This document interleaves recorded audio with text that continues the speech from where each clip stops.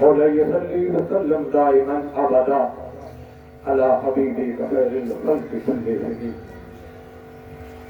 محمد سيد القولين والثقلين والفريقين من عرب ومن عجم ثم الرضا عن ابي بكر وعن عمر عن علي وعن عثمان ذي الكرم مولاي صل وسلم دائما ابدا على حبيبك خير الخلق كلهم. عزت ماں پیر طریقت ذات محترم پیر سید اقبال علی شاہ صاحب بخاری، دیگر مہمانان قدر و حاضرین مجلس، اب اس علاقے کی مشہور و معروف شخصیت اور اس گاؤں کا جو ناز ہے جناب محترم عزت ماں پیر سید عباس علی شاہ صاحب بخاری رحمۃ اللہ تعالی، جن کی بارگاہ میں ہدیہ عقیدت کے لیے ہم جمع ہیں، ان کی وصال کا دن اور اولیاء کا وصال رب کی ملاقات ہوتی ہے۔ محترم مکرم، اللہ رب العزت نے ارشاد فرمایا اپنے دلوں کے سکون کے لیے کوئی ذکر کیا کرو۔ انسان کا جسم بیمار ہو جائے، اس کے بھی ڈاکٹر اور طبیب ہیں، آنکھ خراب ہو جائے اس کا علیحدہ ڈاکٹر ہے، معدہ خراب ہو جائے علیحدہ ڈاکٹر ہے، الغرض انسان کی پوری باڈی خراب ہو جائے علیحدہ ڈاکٹروں کے پاس ہم جا کر علاج کرواتے ہیں۔ جب انسان کا دل بگڑ جائے اس کا علاج کہاں ہوتا ہے؟ بگڑے ہوئے دلوں کا علاج، اس کی دکان کہاں ملتی ہے؟ اگر انسان کی روح پراگندہ ہو جائے، روح پر دنیا کی محبت غالب آ جائے، انسان کے قلب اور روح پر اگر دنیا کا زنگ چڑھ جائے تو اس زنگ کو اتارنے کے لیے بھی تو کوئی دکان ہونی چاہیے، اس زنگ کو اتارنے کے لیے بھی تو کوئی ہاسپٹل ہونا چاہیے، اس زنگ کو اتارنے کے لیے بھی تو کوئی مرکز ہونا چاہیے۔ ہم نے اپنے جسم کو طہارت دینی ہو، جسم کی طہارت کے لیے مولوی سے پوچھتے ہیں، جسم کو پاک کرنے کے لیے بتائیں فرائض کتنے ہیں، غسل کے واجبات کتنے ہیں، ہم نے وضو کرنا، نماز ادا کرنی ہے، نماز میں آنے کے لیے وضو کرنے کا طریقہ کیا ہے۔ الغرض علماء سے آ کر ہم اپنے جسم کو پاک کرنے کی تدبیر پوچھتے ہیں، طریقہ پوچھتے ہیں، اور اگر علماء سے آ کے پوچھو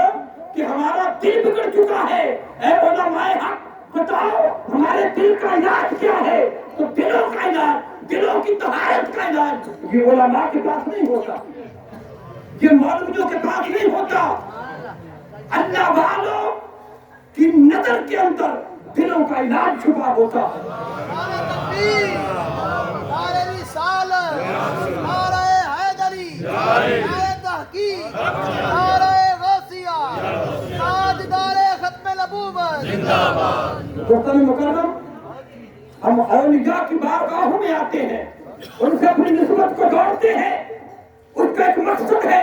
تاجدار کائنات کی بارگاہ سے قرآن کی تفسیر کرنے والے صحابہ بھی نکلے، مصطفیٰ کی بارگاہ سے حدیث کی شرح کرنے والے صحابہ بھی نکلے، تاجدار کائنات کی بارگاہ سے حدیث کو بیان کرنے والے صحابہ بھی آئے، تاجدار کائنات کی بارگاہ سے قرآن کو بیان کرنے والے صحابہ بھی آئے، اور اسی مصطفیٰ کی بارگاہ سے اصحاب صفہ بھی پیدا ہوئے، جنہیں سے صوفیاء کا سلسلہ چلا، اصحاب صفہ سے صوفیاء کا سلسلہ چلا۔ اور آقا کے صحابہ غریب ہوتے تھے، دوسرے صحابہ ان کی مدد کرتے تھے، مگر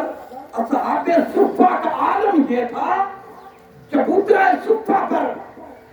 وہ دو تین دن کے بھوکے ہوتے تھے، اور بھوک کی وجہ سے ان پر گچی تاری ہو جاتی تھی، بے ہوشی ہو جاتی تھی، اور صوفیاء کرام، اولیاء کرام، مقربین الہی جب اس نہج پر چلتے ہیں، اس ہیں, بھوک کو برداشت کرتے ہیں, پیاس کو برداشت کرتے ہیں, پھر اصحاب صفہ کے اس طریقے کو اڈاپٹ کرتے ہیں جو کلمات مصطفیٰ تاجدار کائنات کی بارگاہ سے اصحاب صفہ نے سیکھی. وہی سلسلہ آگے اولیاء کے اندر منتقل ہوتا چلا گیا, منتقل ہوتا چلا گیا. یہ کوئی نیا سلسلہ نہیں ہے. یہ اصحاب جس طرح قرآن کے وارث تھے, حدیث کے وارث تھے, فقہ کے وارث تھے, منطق کے وارث تھے, فلسفہ کے وارث تھے, فلسفہ کے وارث تھے, اسی طرح پر تاجدار کائنات کی امت کے اندر تصوف کے اصول کے وارث بھی چلے, تصوف کے مالک بھی چلے. اور تصوف کے مالک جن کی بارگاہ کیا میں آ کر امام غزالی سے پوچھا, امام غزالی بتاؤ دلوں کا علاج کہاں ہوتا ہے؟ تو امام غزالی نے کہا میں فلسفیوں کے پاس بھی گیا, اہل علم کے پاس بھی گیا, اہل قرآن کے پاس بھی گیا, اہل حدیث کے پاس بھی گیا, اہل فقہ کے پاس بھی گیا, اہل منطق کے پاس بھی گیا, مگر دلوں کا علاج فقط اولیاء اور صوفیاء کی بارگاہ سے مجھے ملا. دلوں کا علاج اولیاء اور صوفیاء کی بارگاہ سے ملتا ہے. روزانہ مکرم آؤ, جب ہم اولیاء کی بارگاہ میں آتے ہیں, صوفیاء کی بارگاہ میں آتے ہیں, تو انسان دنیا داری کو چھوڑ کر جب ان کے در پہ آتا ہے تو اس کی کیفیت بدلتی ہے. 2 منٹ کے لیے, 10 منٹ کے لیے, آدھے گھنٹے کے لیے کبھی وہ روتا ہے, کبھی اپنی شاعر کی محبت کے اندر دنیا کو چھوڑتا ہے. وہ ایک کیفیت ہوتی ہے ایک لمحہ کے لیے. وہ تب ہوتی ہے جب انسان کسی کی سنگت و صحبت میں رہتا ہے, اور پھر اس سنگت و صحبت کا جب فیض ملتا ہے, انسان کیفیت سے پھر حال کی طرف سفر کرتا ہے, کیفیت سے حال کی طرف سفر کرتا ہے. کیفیت ہوتی ہے جیسے کبھی آپ کو غصہ آ گیا, 5, 10, 15 منٹ کے بعد وہ ختم ہو گیا, یہ کیفیت ہے. پھر کیفیت حال میں بدلتی ہے, اور حال کی کیفیت یہ ہے کہ جب انسان غصہ کر کر کے اس کا غصہ ختم نہ ہو اور وہ ڈپریشن کا شکار ہو جائے, ڈپریشن کا شکار ہو جائے, تو جب وہ ڈپریشن کا شکار ہو جاتا ہے اس کی کیفیت حال میں بدل جاتی ہے. اسی طرح جب صوفیہ کرام کی بارگاہ میں لوگ بیٹھتے ہیں, ان کو اللہ کی محبت کی کیفیات کا کچھ نور ملتا ہے. کبھی ان کی آنکھوں میں آنسو آتے ہیں, کبھی اللہ کی محبت کا ایک لمحے کے لیے سکون نور ملتا ہے, اور پھر وہ نور انسان کو حال کی طرف منتقل کرتا ہے, حال کی طرف منتقل کرتا ہے. انسان کے فکر سے نکل کر حال کی طرف جاتا ہے, اور حال بھی ہمیشہ نہیں رہتا,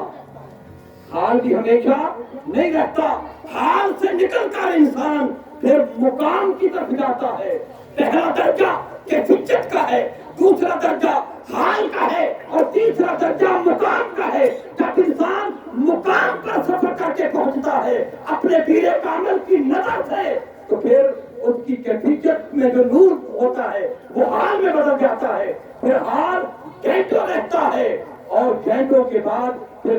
کئی مہینوں تک جو مقام ملتا ہے وہ حال کے بعد کیفیت مقام ہوتی ہے. کیفیت مقام, اور یہ کرام حال سے نکل کر مقام کی طرف سفر کر لیتے ہیں. پھر 3 4 ماہ, 1 سال تک ان کی کیفیت ختم نہیں ہوتی.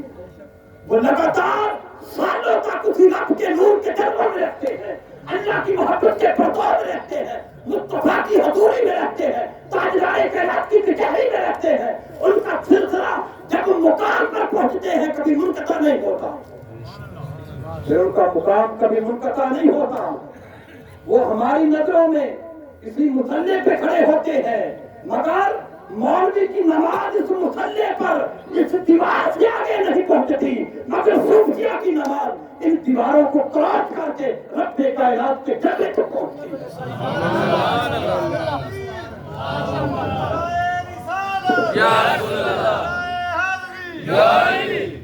حجویری کی بارگاہ میں علماء نے فقط کعبے پہ اعتراض کیا تھا, اور انہوں نے کعبہ دکھا دیا. خدا کی قسم میرا یہ وجدان کہتا ہے اگر وہ یہ اعتراض کر دیتے کہ دادا علی حجویری کو خدا نظر نہیں آتا, تو کعبہ کی جگہ خدا کا جلوہ دکھا دیتے ہیں۔ سبحان اللہ۔ اللہ کی اولیاء کے اندر یہ طاقت ہوا کرتی ہے، وہ آصف بن برخیہ ہو، ہزاروں میل سے ایک تخت کو ایک قتل میں قدموں میں آ کر دیتے ہیں۔ وہ موسیٰ علیہ السلام کے دور کے اندر ایک صوفی بزرگ ہوں، جہاں موسیٰ علیہ السلام کی ملاقات ہو جائے تو وہاں مردہ چیزیں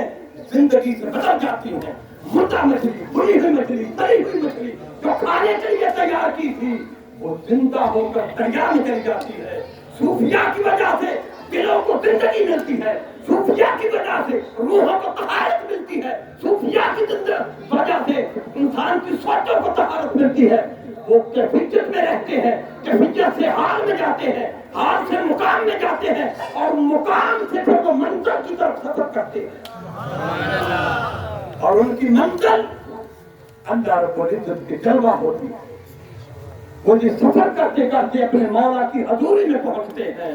اپنے مولا کی قربت میں پہنچتے ہیں، اپنے مولا کی محبت کی آغوش میں پہنچتے ہیں، آغوش میں پہنچتے ہیں۔ یہ صوفیاء کرام کی تربیت کے مراحل ہوتے ہیں۔ جنید بغدادی،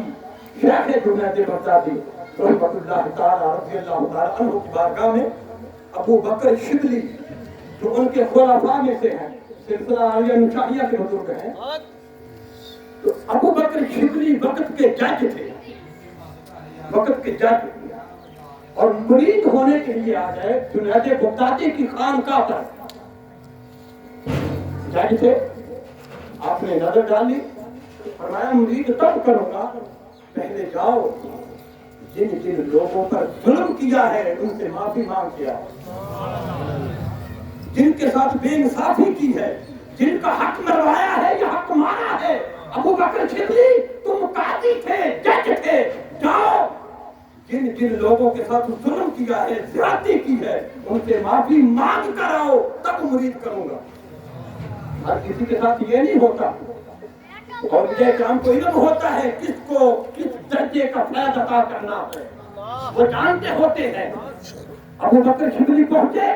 4 سال لوگوں کے دروازے کھٹکھٹاتے رہے، 1-2 دن میں منزل نہیں ملتی،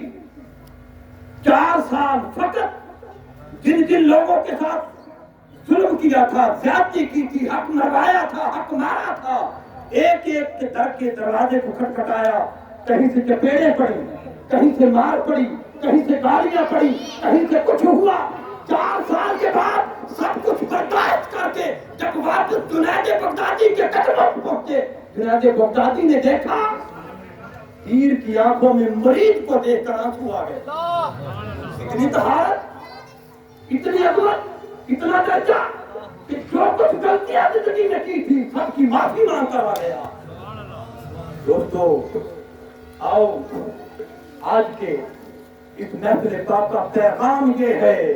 اگر ہم صوفیاء کے نقش قدم پہ چلنے والے ہیں، ہم صوفیاء کو ماننے والے ہیں، ہم صوفیاء کے نقش قدم پر چل کر زندگی گزارنا چاہتے ہیں، اپنی زندگیوں کو بدلنا چاہتے ہیں، اپنی روحوں کو طہارت دینا چاہتے ہیں، اور اپنی کیفیات کو اللہ کی محبت میں فنا کرنا چاہتے ہیں، تو جنید بغدادی کی زندگی کا درس یہ ہے، سب سے پہلے اپنے ہمسائے، اپنے رشتہ دار، اپنے بہن بھائی، اپنے گاؤں کے لوگ جن جن کے ساتھ تم سے زیادتی ہوئی ہے ان سب سے معافی مانگو۔ جو بندہ اللہ کی رضا کی خاطر معافی نہیں مانگ سکتا وہ راہ سلوک پر سفر کر ہی نہیں کرتا۔ یہ بات دیکھ رہے ہیں، وہ راہ سلوک کا سفر نہیں کر سکتا۔ راہ سلوک کا سفر جنید بغدادی نے فرما دیا، دنیا والوں جب تک تمہارے دل کا ہر قسم کا میل، غرور، تکبر میں تمہارے قدموں میں ختم نہیں ہو جاتی اور تم اب ہر چیز کو روک نہیں دیتے، تم اللہ اور اس کے رسول کی بارگاہ میں اور اولیاء کی بارگاہ میں کبھی مقبول نہیں ہو سکتے۔ اور مقبول ہونا چاہتے ہو تو صوفیاء کی زندگی کو اپنانا ہوگا۔ ان کی زندگی کا پیغام یہ ہے، اپنی زندگیوں کو بدلنے کے لیے آؤ، کیفیات کو حال میں، حال کو مقام میں، مقام کو منزل تک پہنچانے کے لیے سب سے پہلا سفر جو یہ ہے کہ آپس کے اندر محبت، بھائی چارہ، اخوت، پیار، الفت اور نفرت، بغض، حسد، اناد، کینہ کا خاتمہ، یہ صوفیہ کی زندگی کا پیغام ہے. اللہ رب العزت کی بارگاہ کے اندر التجا ہے خالق کی کائنات اپنے محبوب کی امت کے اولیاء کا صدقہ ہم سب کو اس راہ پر چلا جس راہ پر میرے صوفیہ چلے, ہمیں ان کے نقشے قدم سے چلتے ہوئے اپنی زندگیاں گزارنے کی توفیق نصیب فرمائے.